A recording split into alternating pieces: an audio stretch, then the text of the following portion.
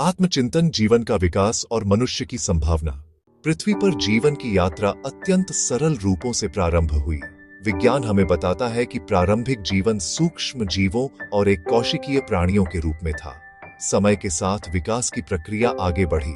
जीवों के शरीर अधिक जटिल होते गए, मस्तिष्क विकसित होता गया और अनेक प्रकार के प्राणी अस्तित्व में आए।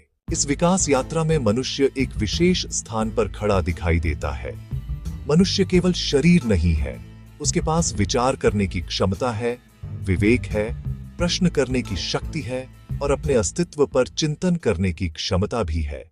वह यह पूछ सकता है, मैं कौन हूं, मैं यहां क्यों हूं और जीवन का वास्तविक उद्देश्य क्या है। यहीं से मनुष्य की विशेषता प्रारंभ होती है। परंतु केवल भौतिक सुखों की प्राप्ति ही विकास नहीं है।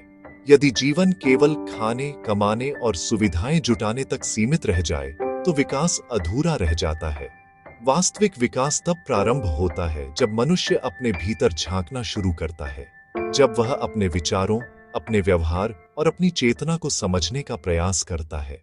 इतिहास में अनेक आर्षि, बुद्ध, महावीर, संत और ज्ञानी इसी आंतरिक यात्रा पर चले। उन्होंने संयम, विवेक, करुणा और आत्म अनुशासन को जीवन का आधार बनाया। उनका संदेश स्पष्ट था, मानव जीवन केवल जीवित रहने के लिए नहीं बल्कि चेतना के उच्चतर विकास के लिए मिला है।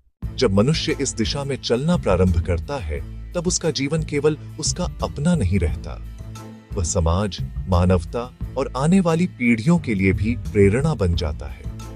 शायद मानव जीवन की सबसे बड़ी संभावना चेतना के विस्तार में ही छिपी है। G L Pamnani please Hindi में वीडियो बनाए अबव थॉट्स पर।